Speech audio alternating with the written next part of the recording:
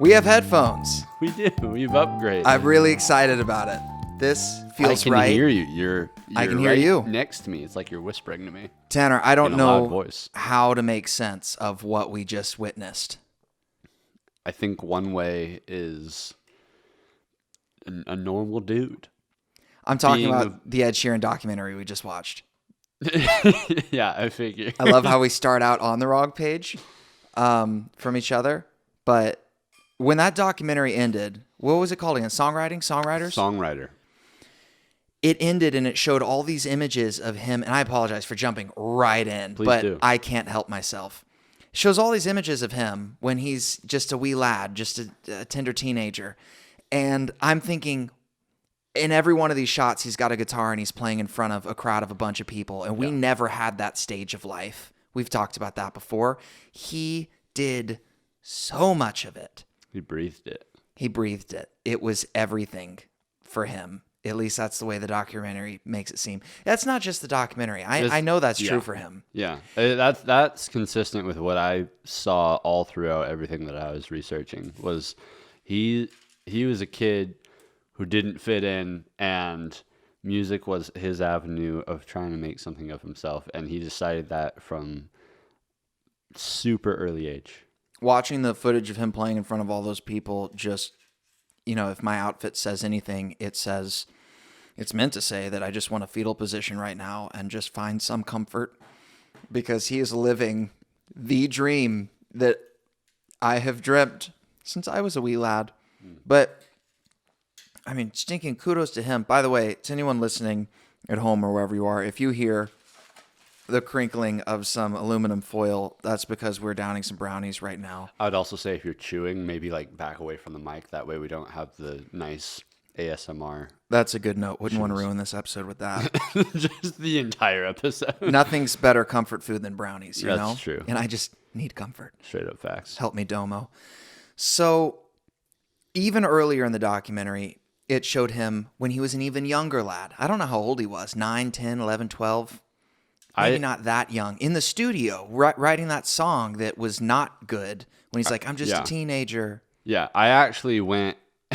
I don't know if you did this, but I went and listened to his very first EP. Yeah, I've done that. That was a part of it. And at least I'm pretty sure. And it was called The Orange Room, and he recorded it when he was 13 and 14 years old.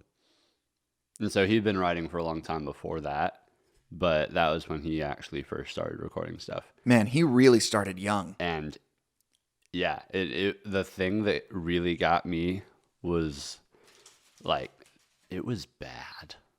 That first EP, I think he's even shown it on Fallon or one of those shows where he said, I was not good. I was not a naturally gifted singer. And I think time has proven that that's partially true. I think Ed Sheeran's a really good example of when talent and hard work really combine. Yeah, just keep on munching your brownie.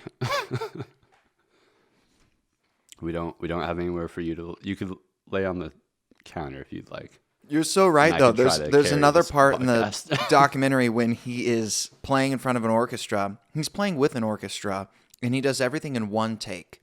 I was shocked that with all the other crazy things that they showed in the documentary, what really shocked me most was him doing his vocal take. Mm-hmm.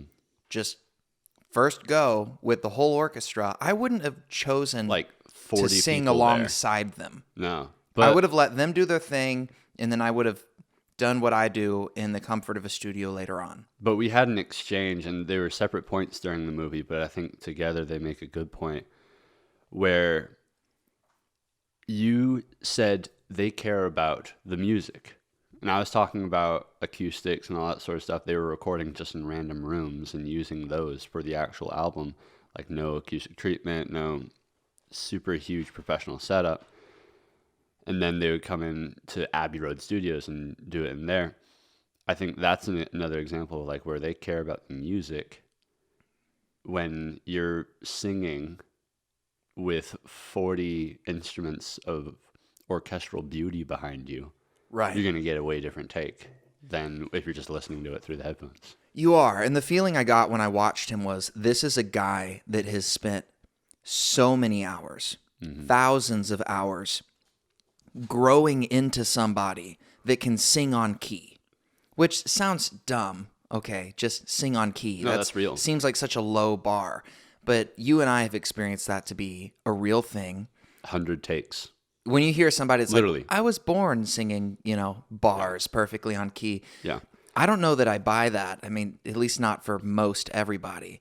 He sings so well. He's grown into somebody that can control the energy that he delivers through the mic with his voice, with his instrument, when he's strumming his guitar. Every time he does a loop on his looper pedal, it's right on time. Just watching him perform is watching a master. Yeah. And I just need to eat more of these brownies because they're really good comfort food. Attacking those brownies. I think, watching him, like you said, being a master, I went to the 2018 show that was at the end of that documentary. And it was like one of them. It was a huge tour, world tour. And so he played probably over 100 shows doing that. But that was, to date, still one of the best shows that I've ever been to. And I'm really jealous that I wasn't there. And it was just him and his looper pedal. And like there was one point where he brought on a guy to do a piano thing, but other than that, it was just him. And granted, the sound system did a great job of translating it all with like making you feel when he did bass parts like it was an actual bass, and when he did beats on his guitar, it was an actual drum. Oh, the sound design of what they're doing is light years ahead of where most musicians are at. Yeah. And it takes it's a wonder. him from being the singer-songwriter to being like larger than life. Yeah, you told me a funny story once about that concert. What's that guy's name? It's like, you're beautiful. Oh, James Blunt, that? yeah. James Blunt? Yeah, what did he say? He went on stage and... James Blunt opened for him, the guy who did that song, and everybody, that's all people know about him. And he kind of recognized it. Great song. He just owns it. He's like, I'm the You're Beautiful guy. And he was trying to play some of his new stuff, and he was like, this song is about a woman that I loved, and she loved me, but she was married. And so Oof. I was looking at her, and she was looking at me. And like he just goes on like super boring story. And then he just says, and so it's really sad. And then he plays it. I'm like, this is what James Blunt is up to these days. I remember you saying something like, he walks on and he goes, now I'm going to play the song that you were all conceived to. Oh, yeah, that was for, okay, I was thinking of a different song. That was for You're Beautiful. Yeah. Yeah. Yeah, and then he said, like, not just like take over this story, but I thought it was so funny. He went on and he had a bunch of bandmates. Yeah. He's like, now a guy's going to go up that's going to put on a show, this big, if not bigger. Yeah. With himself With and a himself guitar. and a guitar, yeah.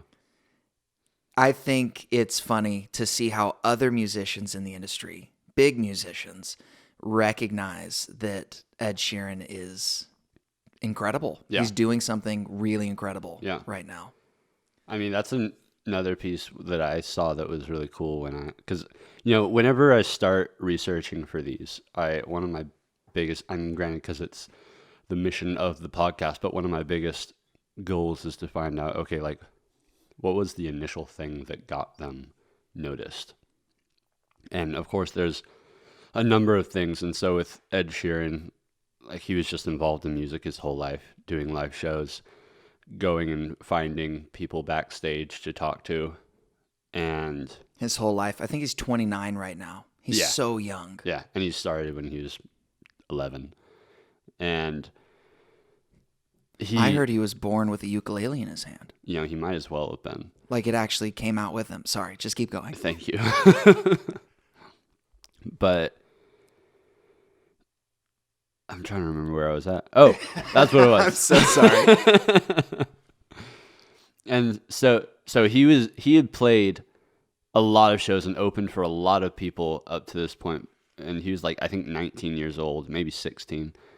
He was a teenager, and he knew that in order to get to the next level, he had to actually be noticed. He had to go to the United States. And so he came over here and he was literally just doing what we talked about, calling radio shows, calling anybody that would listen and sending his music everywhere.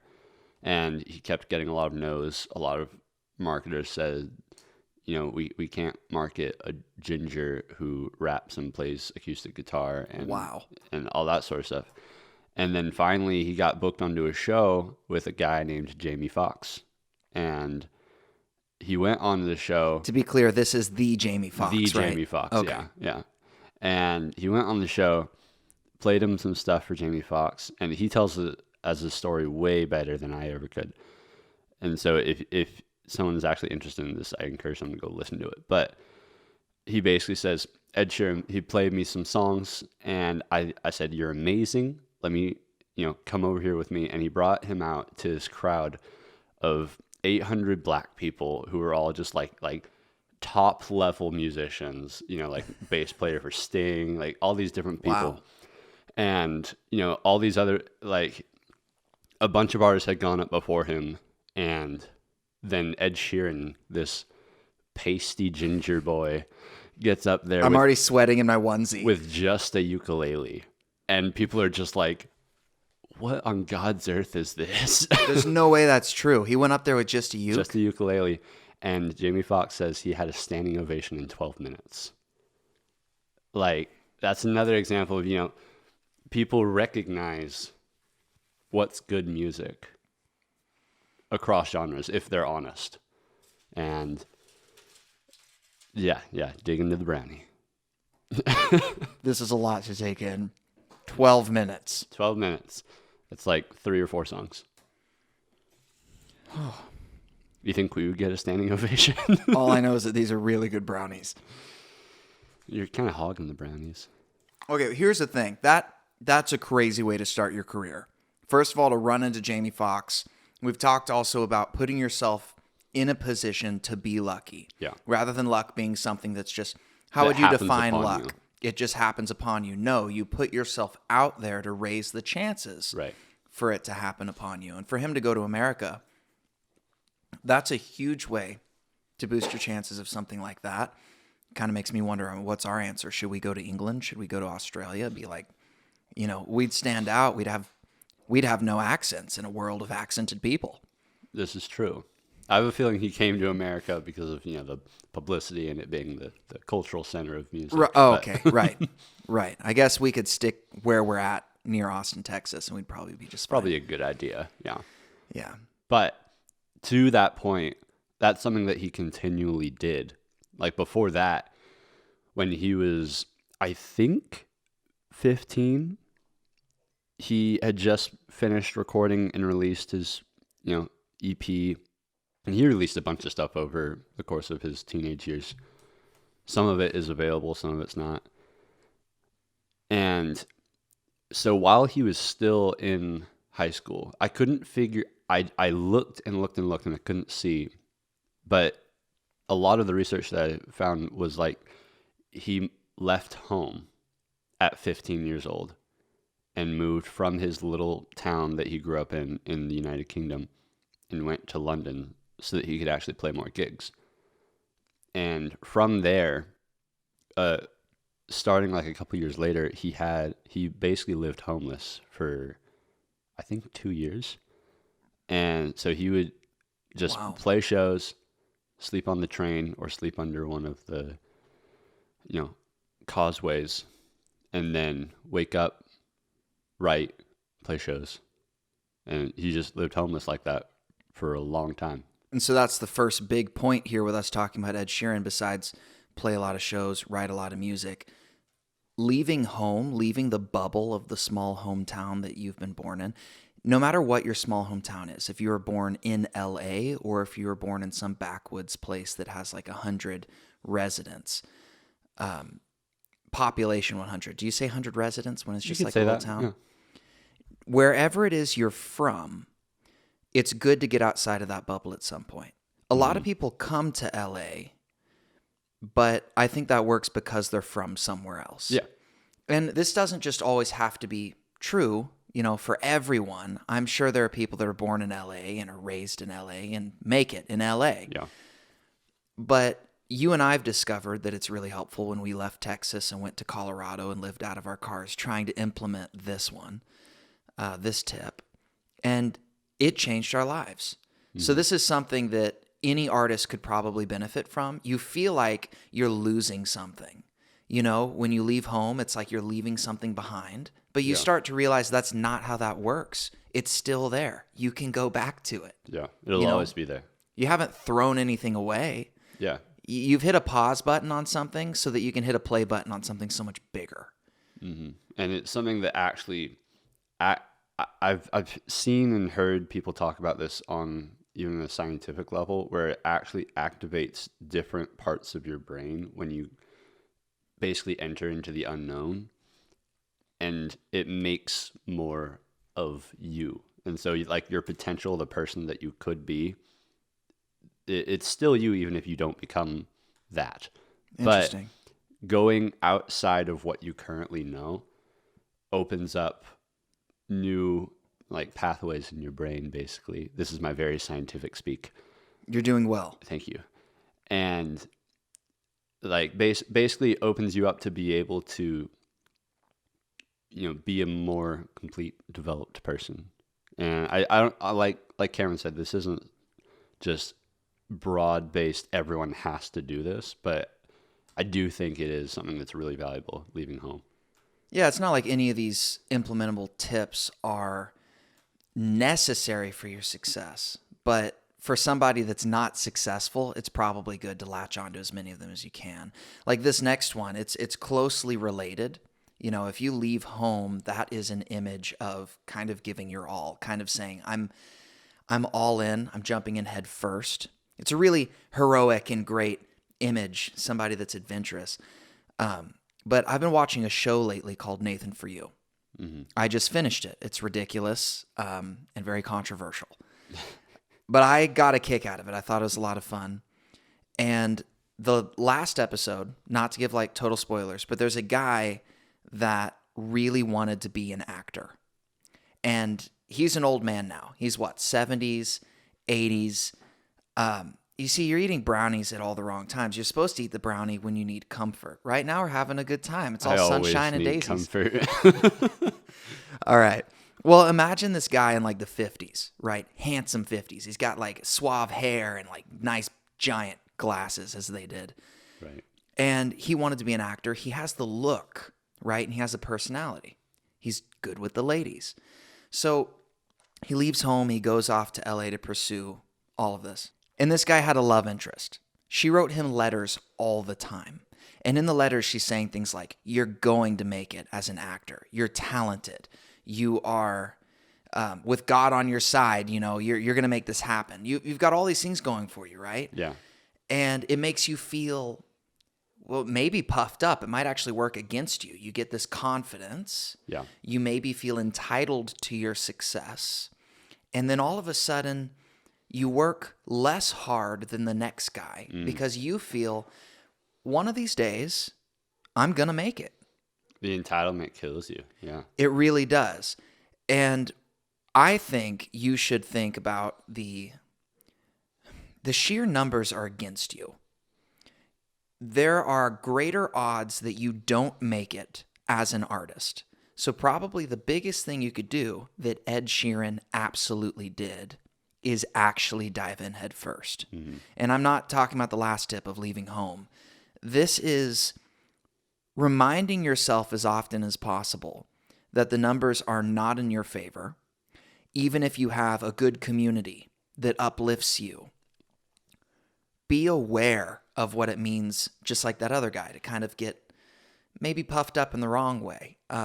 Not like pride. Puffed up kind of sounds like I'm talking about pride. I mean, it's something that we've been through too, where it's just we've had a lot of confidence in a lot of the songs that we've written, and we've let that at times make us feel like we don't have to write as much because we've already got a bunch that we're proud of, or anything along those lines. You maybe work less hard when you feel like you've got some good stuff in the bank. Mm-hmm. You've got some good stuff in your library. You're proud of your library. Nobody knows it exists. Yeah. It's really a conversation about comfort versus discomfort. And again, it's so closely tied to the idea of leaving home, but that's not what I'm talking about. I mean, because leaving home it seems so That's an uncomfortable. embodiment of it. Yeah, but this is just everything all the time. Like everything is switched on. Yeah. You are a songwriter. You are a producer. You need to collaborate with people. You need to make merch. You need to build your website. You need to do You're your a blog. business person. You're a marketer. You are everything. Yeah. everything, standing in everyone's shoes. Mm-hmm. And you can't be so overwhelmed that you do nothing about it. Mm-hmm. You can't just be stagnant because of that. You have to be the one that perseveres, because even if you were to get educated, there's 1,000 other people nowadays getting just as educated, maybe even more educated, even if you're more talented than them. And especially if you're not more talented than them, you have to dive in really hard. So I think that there's this idea that it should be easy. The guy that wanted to be an actor, maybe it was this lavish lifestyle. He wanted it to be easy. And I think that will kill your chances. And here he is, 70, 80 years old, still really wanting to make it in Hollywood, applying to be on Nathan For You. Kind of made it in Hollywood because he made it on that show, I guess. Yeah. But it was just such an image to me to think about 50 or 60 years going by. And you and I talk about this from time to time. You've lived your life, and when you look back over your life as, say, an 80-year-old, as a grandfather, you might have not hit all of your goals, but you're going to find some way to be grateful for the journey. To kind of, this sounds more cynical than I mean for it to, but kind of justify the path that you took. Exactly. Yeah. And I wanted you to say something like that. That's that cynical kind of thing. That's what is real here. Most people, they don't want to focus on the things they didn't accomplish. And I get that. And I they'll totally say, get that. I don't regret the mistakes I made because they made me into who I was. And all of that's actually true, Yeah, right? for So sure. this is a weird dynamic topic, but to not accept defeat and push as hard as you can and then not make it. See, this is also just so difficult to talk about because that might hurt more than anything. If you really gave your all and didn't make it, that would be Just didn't have like getting your nose just shoved down in the dirt. Yeah. And nobody wants that. But And I think sometimes that does happen.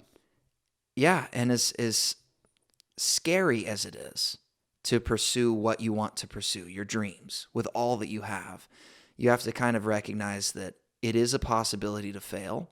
But if you really want this to work out, you have to jump in and push hard for a significant period of time. Not like, hey, I went really hard this week, but like maybe 10 years. Yeah. Or 5 years or 3 years. I mean, you could set a game plan, a map of some kind. And letting your ambition match the work that you put in. Yeah. And that was the main thing I wanted to mention here is Ed Sheeran. I don't see a guy that got lucky at a young age. I see a kid that miraculously figured out how to think about this. And he was always learning an instrument. He was always playing music for people. He was always collaborating with people. There is so much footage of him at a ridiculously young age doing these things. And no matter what age you are when you're starting, because you don't have to be 14, it needs to look like that for a season. I really believe that. And I'm happy that we're getting into it. Well, it's interesting because I would say that we have worked hard over the years, but still, for the ambitions that we haven't worked hard enough. Journey to 10,000? Yeah, that stuff's crazy. Exactly. And I think what happens is not even that, we mentioned people thinking it's going to be easy. I don't even know if that's an issue as much as people thinking like their version of hard work not even measuring up to what hard work really is. And Yeah. that's including myself and ourself. Right. And, that's something that kind of separates a lot of these people from the rest of the pack is their version of hard work is, okay, I've worked till I'm tired and I'm going to get up and do it again. I haven't, I might take like a break here or there, have some tea, or, there's a moment where he was on the cruise ship and they're like, we're going to go to the casino. But I think that the most important part is the consistency of coming back over and over. The casino's like 2 hours out of your hardworking day, as opposed to wasting weeks at a time. Right. Of not coming back to what you started or finishing something and feeling like you've earned something just because you finished it. And so not continuing. Yeah, we could go on about this forever, but essentially, what do you want more? Do you want the comfort of binging a TV show, the comfort of playing a bunch of video games all the time, or do you actually want the really hard to obtain dream of whatever it is for you as an artist? It could legitimately be fame, it could be fortune, it could be, large outreach. It could be having your voice be worth something. Or it could just be, hey, I'd like to be able to wake up every day and create art and not have to do a 9 to 5. Something simple, something smaller, something that's just about you and the art that you do. Mm-hmm. And so the question is, how do you do that?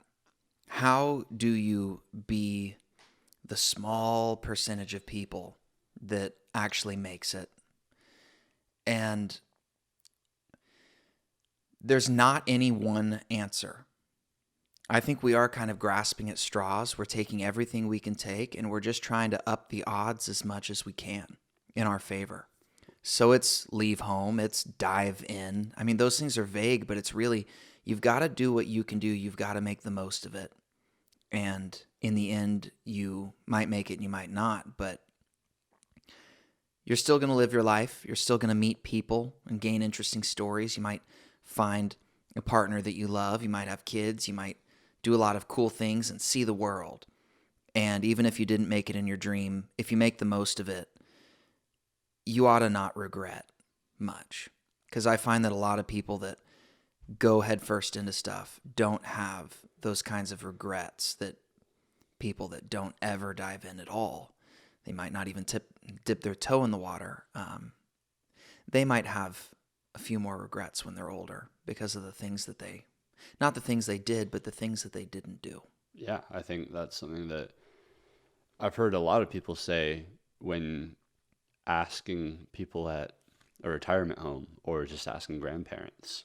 The regrets are rarely having to do with things that they did do, but the things they didn't do. And so that's kind of what we left off on before we had to switch the cameras, but that's the piece of self-awareness, is knowing what you want and being willing to set other things aside for that. Yeah. Side note, I think I might keep this hairdo, Just tussle. got right out of the shower. Who knows if I need a haircut Looks or not? a little 'cause it's bit just- like a brunette Ed Sheeran. Thank you. That's what I was going for. I figured. I'm going to need a brownie on that one. You want to dink the brownie? Ah, Judas. You don't dink a brownie, Tanner. You can. Makes me realize that I'm so close yet so far with this hairdo. A little more like Ed, not at all like Ed. The next big point that I think would be nice to mention is the ability to record anywhere. Yeah. That is nuts. That was a cool point in the movie, and it kept breaking my brain because I've been bedroom producer for years now, and it's kind of sad to say. It's like you've been quote unquote bedroom producer for years, and you're still at this level. But it's, watching them record just wherever they happen to be. A lot of the things they were doing went against all of the studying and knowledge that I had done of this is how room acoustics is going to affect your recording. These are the big no-nos. And there was a moment where he was co-writing with some people, and his producer was there, and they were in a nice studio, but Ed Sheeran, he happened to be kind of just vibing, writing the song in the corner of the room by the window, next to a window, with the door open, birds singing outside, noise going on around him. And those are all like big no-nos in recording. And they just slapped a mic in front of him and said, go. And didn't even say go, just started going. And that's when I said, they make it look like sound treatment is a joke. They do. And you also mentioned another certain point that we already mentioned, but they care about the music. No, that is what they think about. It's like, in this atmosphere, it's all about the music. What's going to translate better to the listener? The genuine feeling that those musicians have right now at this moment, as they're inspired and they're actually playing off of each other and enjoying the magical moment that happens when musicians are actually in the groove with each other, or having a cleaner recording because you had some acoustic panels. You kept having moments in the documentary where you were like, oh, okay, they are going to re-record. Oh, no. No, okay, no, wait, they are. A different song. They are going to re-record. Because there's a mix. It's not like... As if they can't use the recording that they did in front of the window with the door open. Or like that they did outside, or any on of the cruise ship, just pro bono. Yeah. It's the mixture, because they had those moments where they would actually go to, Abbey Road Studios, or they would go to professional top-level studios, but that was in addition to what they had already done. And so it had to do with what they were going for.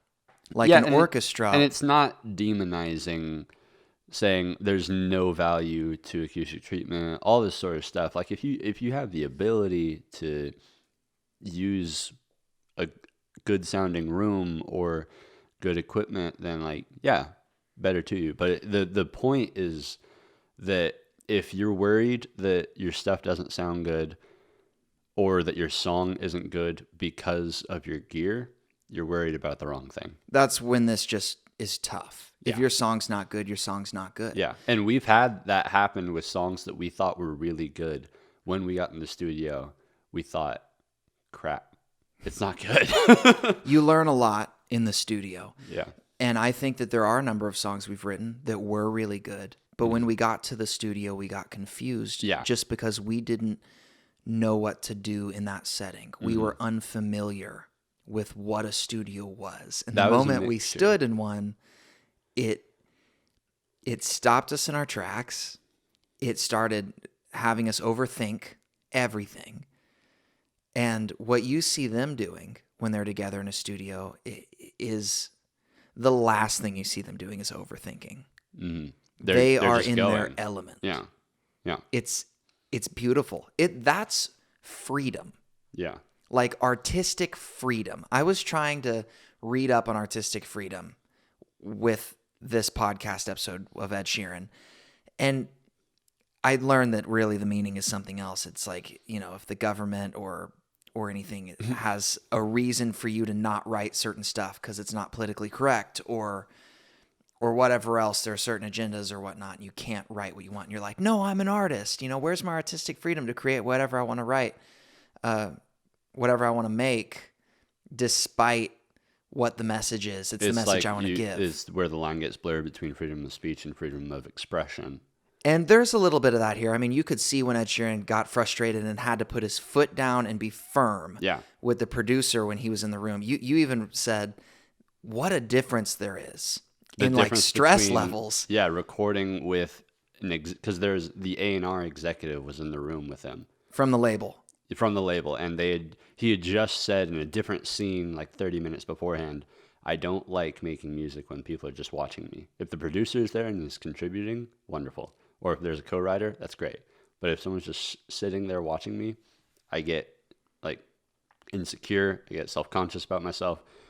And it just so happens that he was making Shape of You while all that was happening. And so Ooh, poor Ed Sheeran. But yeah, the difference in stress level when he was actually, like you said, having to put his foot down in the middle of that recording session as compared to when it was just him and the 7 other songwriters and they were just flowing, and the producers and the sound engineers were there to serve them and were working really behind the scenes to just have all the infrastructure in place for when they say we're ready, record, it's ready to go. Right, right. I mean, he appears to be a leader when he's in a room with 13 people and they're all playing music. You get the feeling that he is the person who is assembling all of it. But when there's an A&R executive, producer, yada, yada, sitting in the back of the room telling you, I don't like that bass line compared to this bass line, you feel that you know who you are. You're Ed Sheeran. You're the leader. You did a lot of things to get here. You've become comfortable. You've become confident. Mm-hmm. You know that you're skilled. You look at this other guy that's kind of questioning your leadership, but who is he? He doesn't have hit songs. He doesn't have hit records. I was listening to, I think Kanye West said it recently. He was like, why am I going to listen to somebody that's not doing what I'm wanting to do? Mm. If somebody's going to give me input on what I'm doing, he hasn't got the ability to do what I'm wanting to do. It's like this gap between somebody that has actually taken on the identity of being an artist and has seen it through and done some incredible stuff, than when somebody that's kind of like more of a business person than an artist comes to you with ideas. I feel like you'd be so not interested when they're artistic ideas and you're like, no, I've got that covered. Thank you. And that's such a main reason why I don't want to be a businessman first. I want to be an artist first, and I've got to get that flipped around because I've spent so much time training as a businessman. Yeah, I've been on the wrong side of things over the last year. It's been really great. Learned a lot of good things. No regrets. Yeah. I'm so excited to just start creating for the sake of creating, Yeah. I mean, I'm really happy right now that our response is from watching that movie is immediately at 12 a.m. to come in and say, let's make a podcast with it. And so, that feels good. But the thing that really matters is that we come back and do it again tomorrow. Right. Well, and the music video ideas we were coming up with, and the blackboard that we put up on the wall. Not just the podcast, of course. Right. I mean, can you take my phone real quick, or yours? It has a better camera. Can you go into the hallway and film some B-roll for the YouTube side of what we're doing to show what the blackboard shows that we wrote down as the roles that we need to fill?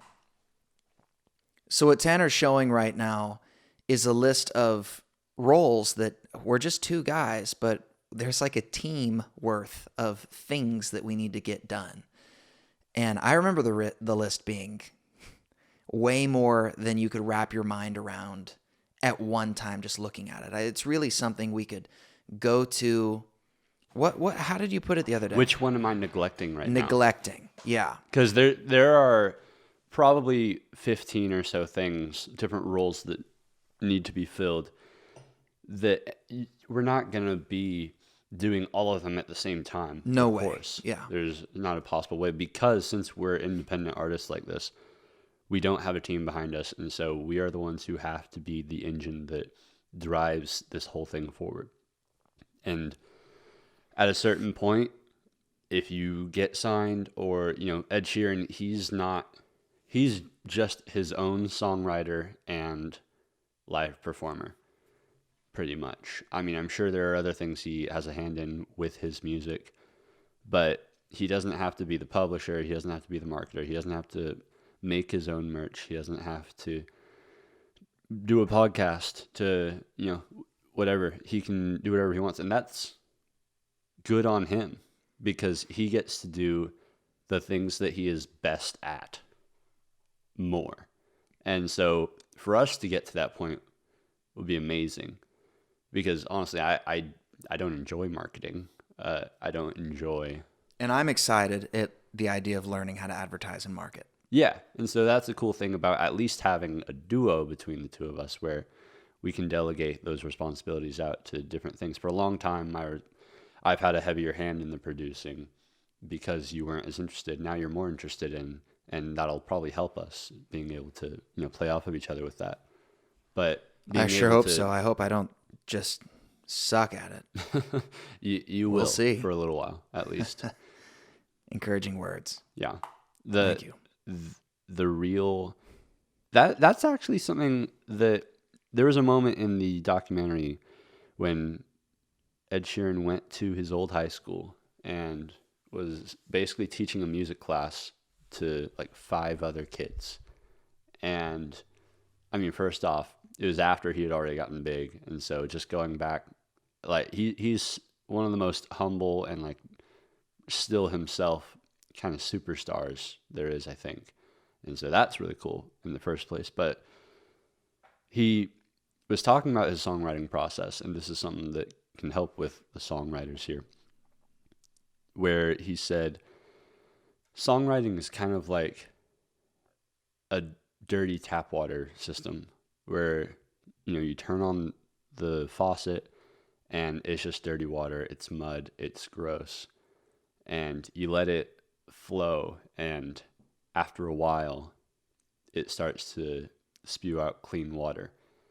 And eventually it gets to the point where if you keep the faucet going, it's going to keep spewing out clean water. Our mentors, Kevin and Stacy, Kevin told me a similar thing with getting something off the ground.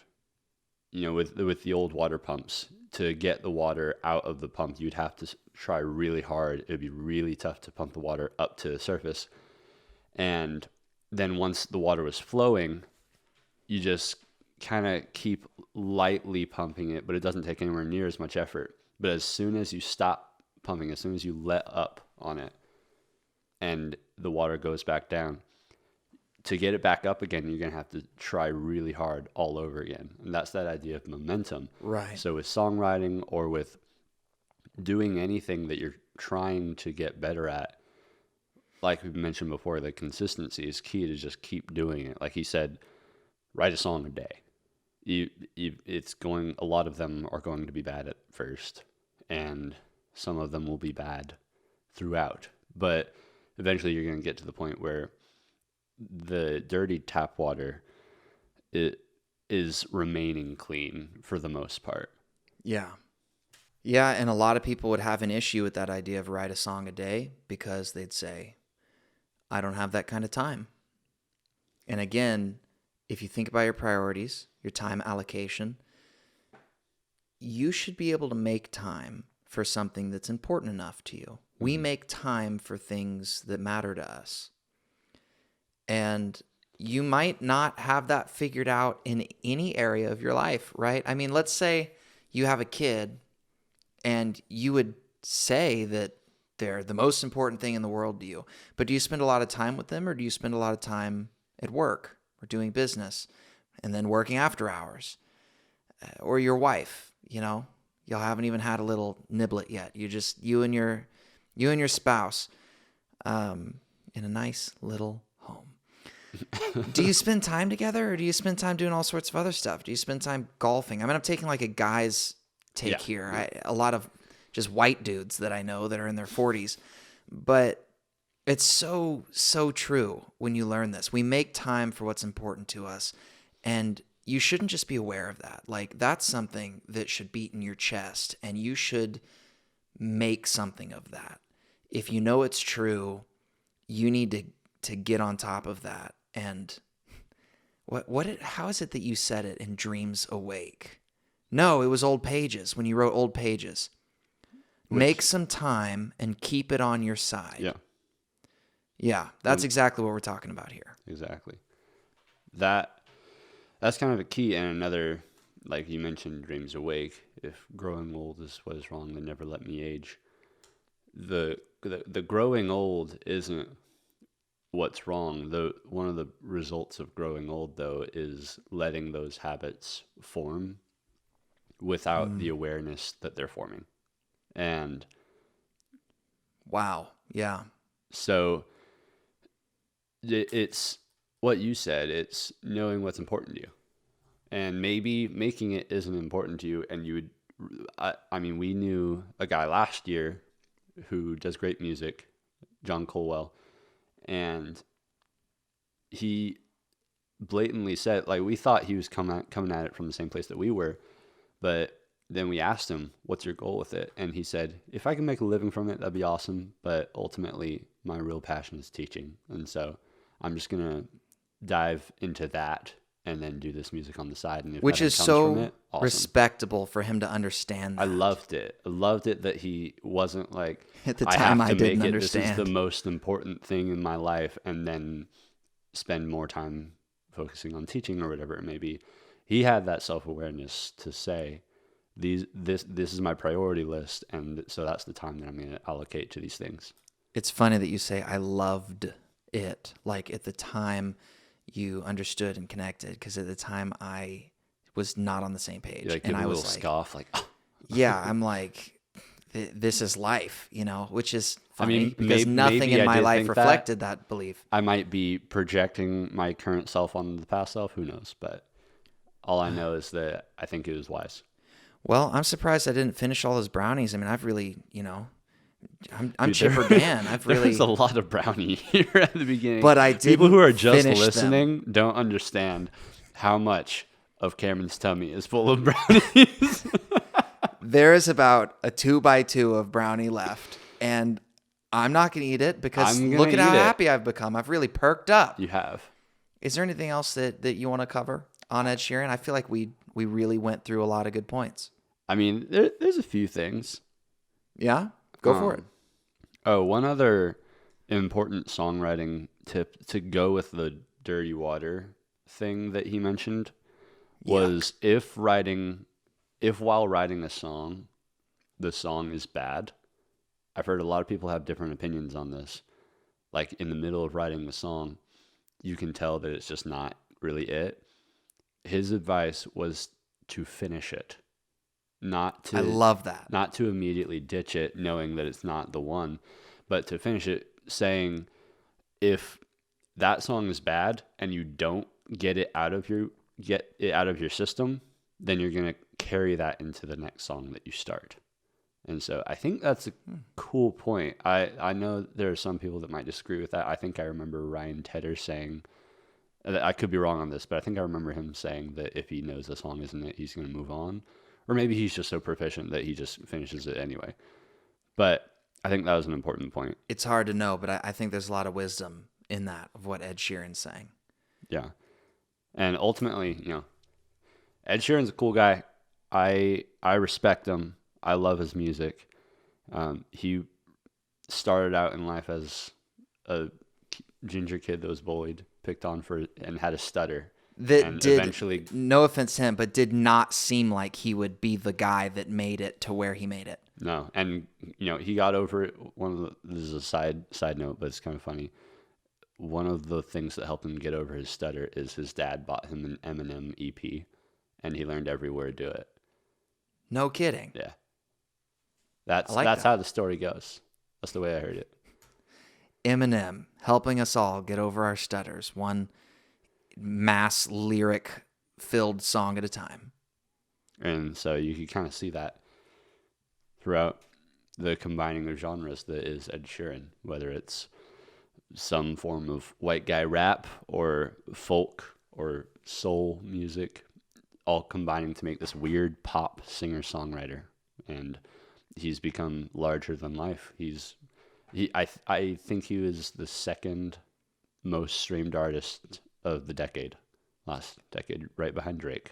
And it definitely inspires us to be like him. Yeah. Larger than life, and now I want some slice of it. He somehow simultaneously feels attainable and so far in a way above us. Yeah, the part that I hope is attainable above all else, because we've got the journey to 10,000, play in front of 10,000 people, yada yada thing. I want the freedom that you see come out of him when he plays music. Oh yeah. The fact that he's made it past overthinking everything. He's not tense up here. he does a lot of music. He does a lot of writing. He does it with a lot of people that you can tell he loves. Good community of musicians, and that is so enviable. The freedom of that. Yeah. So, I think it's about time we ask the question: what's your favorite Ed Sheeran song? I hate having to answer this question because I love so many of them, but not one necessarily stands far and above the rest. One that gets me a lot of the times is Even My Dad Does Sometimes. Where, it's all right to cry. Even my dad does sometimes. That whole song, the piano rhythm was one of the inspirations for the piano behind Old Pages. Just the rhythm and the timing of it. And, the lyrics are beautifully crafted and it gets me in my feels. But there's plenty of others that I could easily say. What about you? Well, I'm gonna eat this last piece of brownie. Hey, split that. I was saving it. Don't you? Please. I'm gonna hate myself later. I hate you now. It's just... It's fine. He has so many good songs. I'll settle for crumbs. That I can't begin to give a favorite. It used to be Give Me Love. Oh, I forgot about Give Me Love. Yeah, you sure did. It's a great one. God dang. But as time goes on, his writing evolves. Yeah. His lyrics become more masterfully crafted. I don't even know if that's true because A-Team and all of his songs are so good. You're breathing heavy through that brownie. I'm just going to eat my brownie and just recognize that he's way better than us. We can say I've got a goal to strive for. For you, we can say it's Give Me Love, but so many songs are worthy of taking that mantle. But I'm going to drink this water. Drink your water. That's Ed Sheeran, people.